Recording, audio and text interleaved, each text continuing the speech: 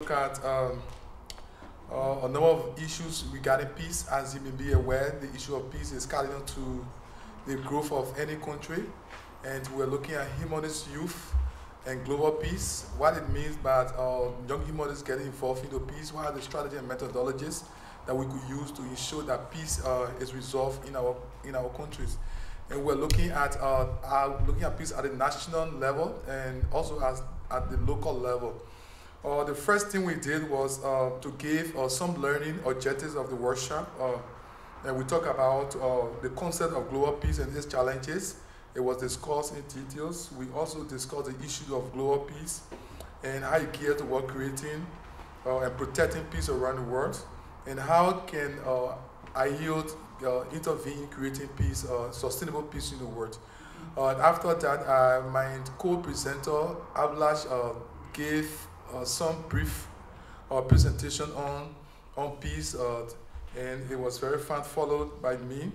After that, we had a discussion where country best practices were given, and I gave the issue of Liberia. As you may be aware, we went through like 14-year civil crisis that destroyed our political and social fabric, and that examples were given, and other participants also gave their practices. Prior to that, we had this issue of what we expect to achieve after the workshop, and participants came up with more information about peace, or how inspired to do more on peace work.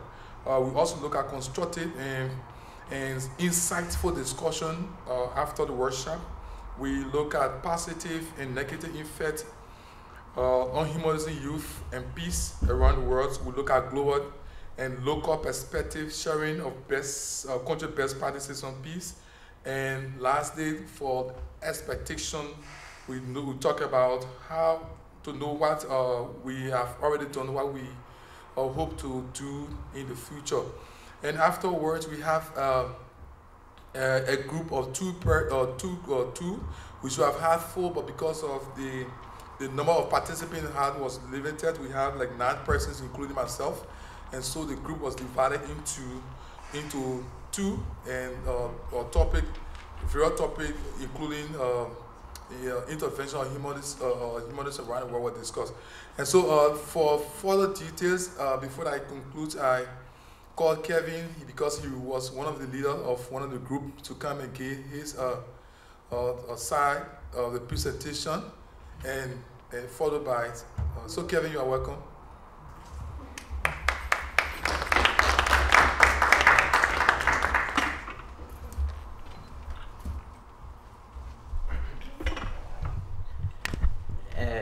Yes, my group with Rick, Manu, and Abhilash answered 2 questions. The first question was, what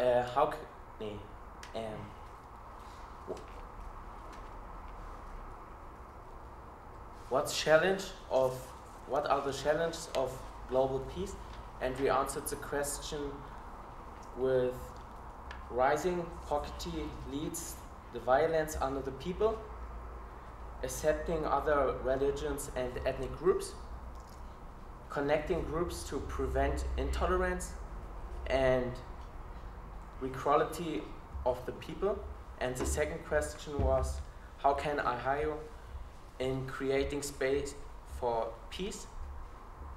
And they can more presentation on the internet and more conferences in a year. They can organize more social meetings where people can maybe eat together or talk about humanist themes. And they can write more articles on the internet, for example, Facebook or Twitter, or in the newspaper. They can organize more youth students in schools, university, for example, and acting with partner organizations, for example, they can looking for members all over the world and support local movements, increase humanist members. Yes. All right, guys. One of the group, we'll call on the second group to to the presentation.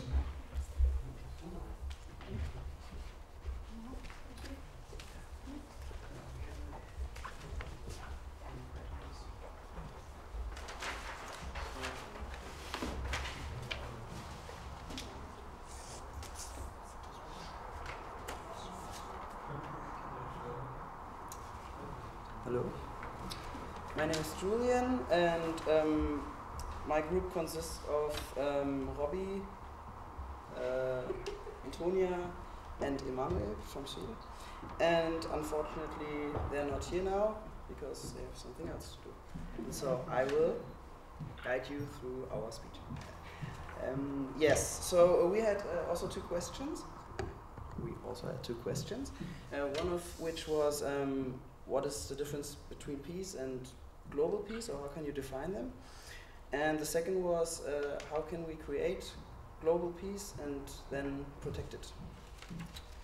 So, after having a long discussion, we decided to create a definition for us. What is peace for us? And we found that peace is a lack of either outer or inner conflicts of all scales. So you can be in peace with yourself, and then peace. You will create peace around you because you won't challenge anybody or fight. And the same is with a country. On the scale of a country, if the country is at peace with itself, it will probably not be at war with somebody else, except if it's invaded, but that's a different story. Yes, and global peace, in difference to that, is much more precise. It's all about the environment probably in the future, and we decided that global peace for us is that no country is at war with each other. There are much more details, but we didn't think to name all of them because it's just too much. Yeah. So how can we create global peace? We thought that at first you have to secularize the countries.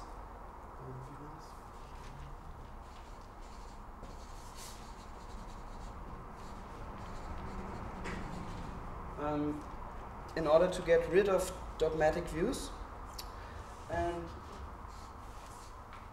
after that you can have an objective and higher standard education,